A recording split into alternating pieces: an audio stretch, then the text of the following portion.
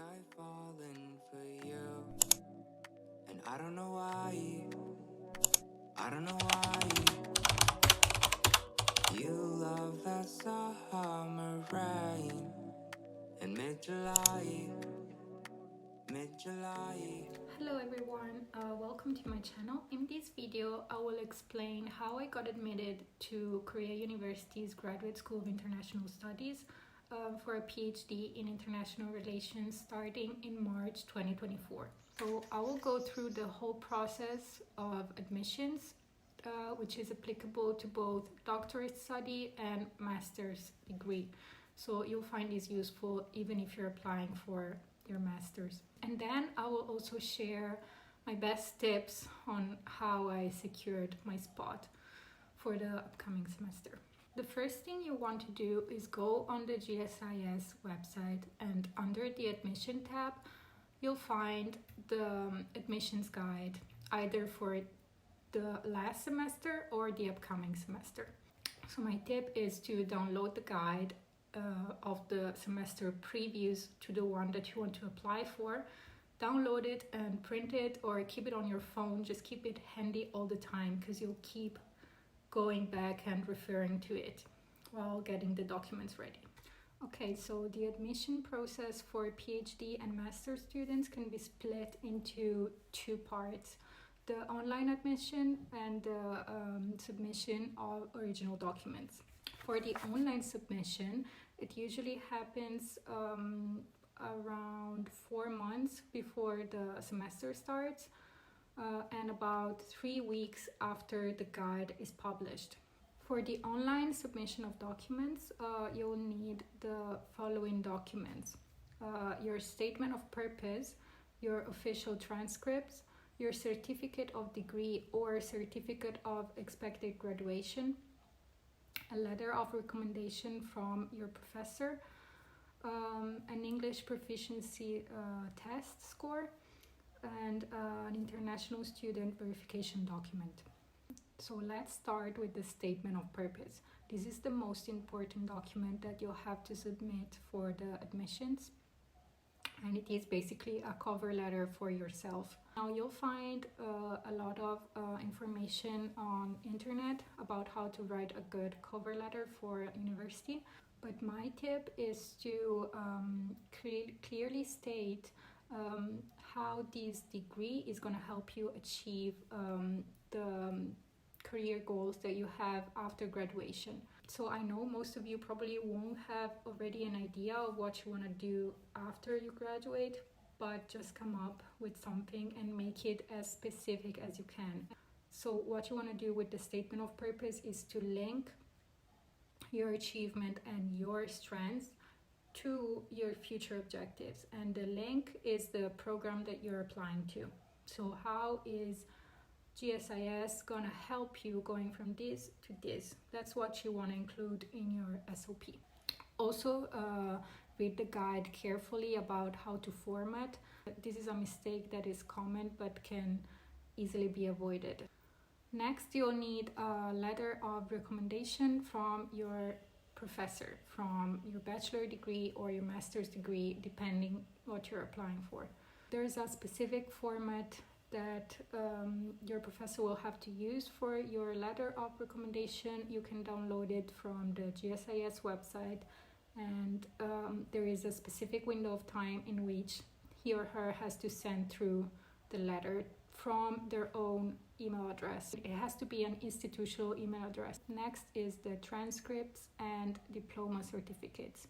So if you're applying for a master's degree, you only need your bachelor degree, transcripts and diploma, and if you're applying for a PhD, you'll need both the bachelor and the master's certificates. The method to obtain it varies from the university. For example, for my bachelor degree, I had to go in person and they gave me the transcript and the diploma.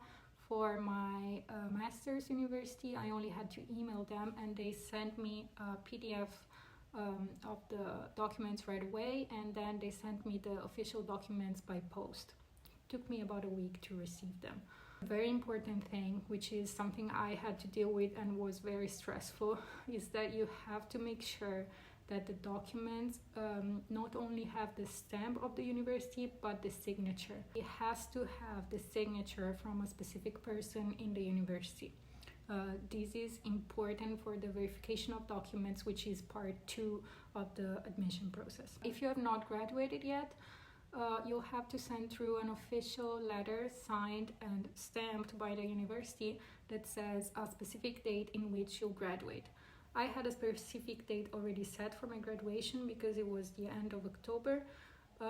If you don't have one, ask the university to write an expected date, but it has to be a specific one, and it has to be before the semester you're applying for starts. Next is the English proficiency score. This is quite straightforward.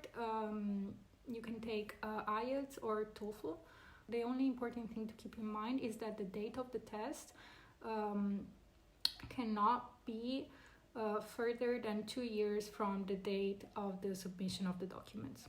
Next, you'll have to send a bank statement. So the bank statement will have to have a balance of at least 20,000 Korean won. The account can only be in your name or in your parents' name. In case it's on your parents' name, you'll have to attach a specific form that you'll find on the website, which is the financial sponsorship form. In this document, basically, your parent will have to sign a statement that says that they will basically sponsor your degree. One thing that you have to be mindful about is that the document will not have to be older than 1 month before the deadline. And also, if you're admitted, you'll have to send through the same document again, but from a later date. So a date which is 1 month before the second deadline. So your parents or you, the holder of the account, has to make sure to keep the balance above 20,000 Korean won. Another thing is that if you're not in an English-speaking country, you have to ask your bank to give you the statement in English, or you can translate it through a notarized translation. You can easily find it online. Just search legalized translation or legal translations. It will pop up. Just keep in mind that if you have to get it translated, it will take some time because you'll have to send the original document to the translator, and then they'll have to send it back to you after they have legalized it. The last documents you'll need for the online application is the International Student Verification document. So because you're going through the international students admission process, you'll have to prove that you actually are an international student, so that you're not Korean. This process can be split into 2 scenarios. So one is if I believe your parents are Korean, but you don't have a Korean passport. If, however, like me, your parents are not Korean, you'll basically have to send a document which proves your family relations to your parents. So for example, a birth certificate. And then you'll have to send yours and your parents' passports in PDF form. Most times, these documents are not given in English if you're not in an English-speaking country, so you'll have to go through the translation the same way as you did for the bank statement. So once you've collected all these documents, take a big breath and you're finally ready for the online submission. In the online submission, you'll have to complete an online form within a time frame. They'll be written on the guidelines, and you'll have to upload all the documents in PDF form that you've collected so far. You'll also have to pay an admission fee. Keep in mind that you won't get the fee back if you're rejected. It's about, I think it was about 90 to 100 euros.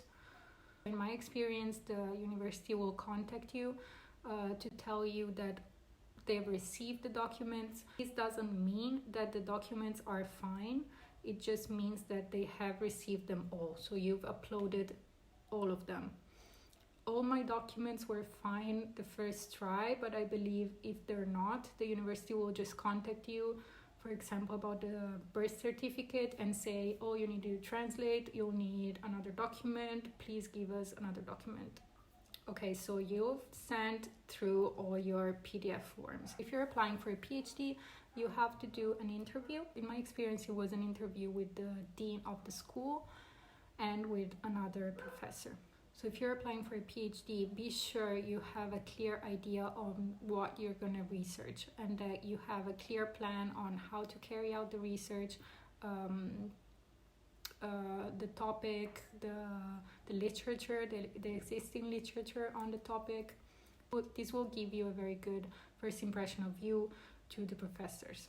My other tip, and I believe this is what made the difference in my case really, is I contacted faculty before the admissions. So I emailed 3 professors that were working in kind of the large scope of my ideal research. Of these 3 professors, 2 replied and asked me to send through my thesis for my postgraduate, my CV, and my research proposal. And so my tip is to have a research proposal written down already, because it's gonna come in use. I really liked one of the 2 professors, and I had 2 calls with him before I got admitted, and he said he would put a good word for me to the professors who interviewed me. So this is really a big tip. If you can find a professor that will supervise you for your thesis in case you get admitted, this will help you immensely through the admission process. So if you did well in your interview and in your online admission process, on a specific date you'll get the admission results, which is an email saying if you got rejected or if you got accepted to the program. So this email is not enough to get you a visa to South Korea. In order to get a visa, you'll need 2 documents: the certificate of admission, COA, and the certificate of business registration of the university. To unlock these documents, you'll have to send through all the original copies of the documents that you sent through in your online admission process. On the guide, there's a list of the documents that you need to send through for the original copies. Mainly, the most important one are the diplomas, transcript, and bank statement. Without these 3, you will not get the documents that you need for your visa. So be sure to get those 3 documents. Anything else, you should be able to send right away.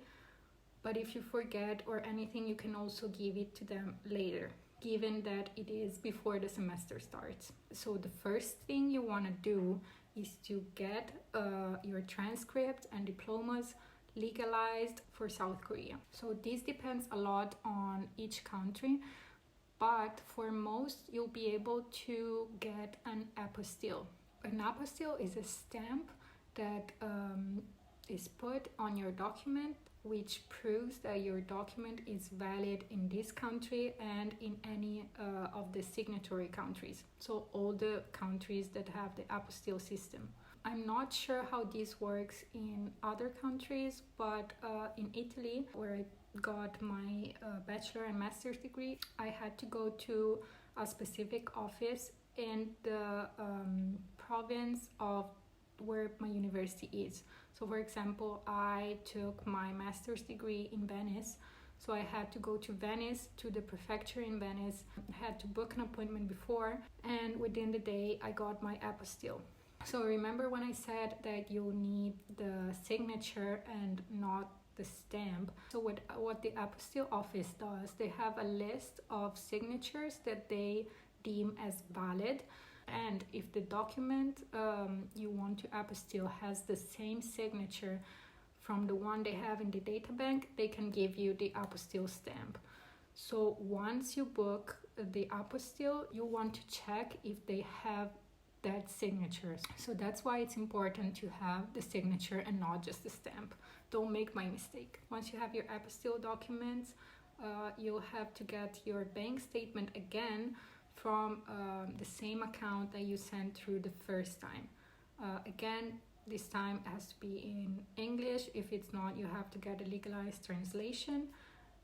has to say the name of the account and the name of the holder of the account, and it has to be the same of the previous time. The bank statement also has to have the signature of the bank or the stamp. Once you have the transcripts, the diplomas, and the bank statements in English, you're basically set, because all the other documents will be just the same that you sent when you did the online admission. So you should have already all of them.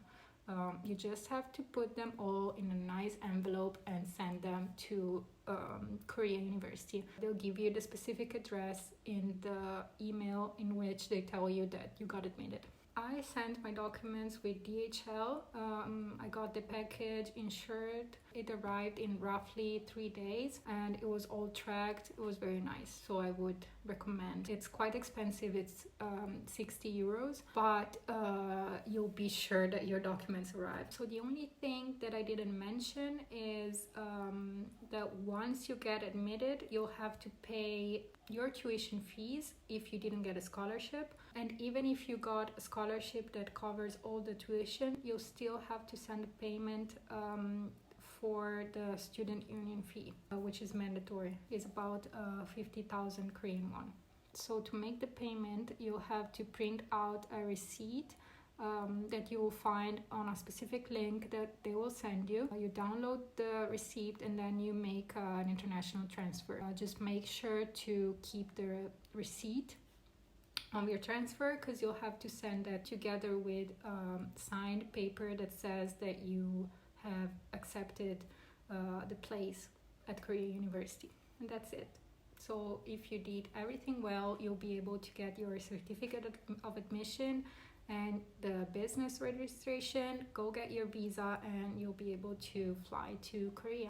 I just want to give some additional tips that I wish someone told me while I was going through this process. So number one is know that it will be a very stressful process. It's very long, it's very tedious. There's a lot of documents that you have to keep track of. Just do your best and really get ready as early as you can. I had to rush to get some of the documents because I didn't think of it before that it would be a long process, and believe me, it was not fun. So especially would be on the lookout for translation and bank statements. Those, in my experience, are the two types of documents which unexpectedly took the longest time to get. My second tip is do not be afraid to contact the university. Given the importance and the effort you put in getting these documents and the stress that you're under, getting an assurance from the administration office can really put your mind at rest. So if you send through the documents and if you're not sure that they have received them, or if you made the international transfer of your tuition and you're not sure they have received it, just email them. They're very quick at answering and you'll get it off your mind. My third tip, which I already mentioned, is contact faculty. Just find faculty members that do work in the subject that you're interested in researching and research about them, read their publications, really get to know them. That will give you such a huge advantage compared to other students who are applying. Also, I want to mention, I'm not sure how the master's degree works, but I know that they have the option of writing a thesis during your master's, and that the university really is pushing students to take the thesis track in their master's degree. So in that case, just as a PhD student, you'll need a professor that supervises your thesis. And I think that's a good topic you can email faculty about before you get admitted. So on a final note, I just wanted to summarize all the expenses that I had through the admission process. This does not include tuition fees because that depends a lot if you get a scholarship or not, and I think it also depends on the year you get admitted. So for my admission process, I paid 85,000 Korean won for the application fee, 120 euros for the translation of my birth certificate, about 50 euros for the certificate of my graduation and my transcript, and the shipment by post. 60 euros to ship the documents to Korea, 50,000 won for the student union fee. Okay, everyone, thank you so much for watching, and I wish you the best of luck with your applications. I don't Bye. know why you love that summer rain in mid-July.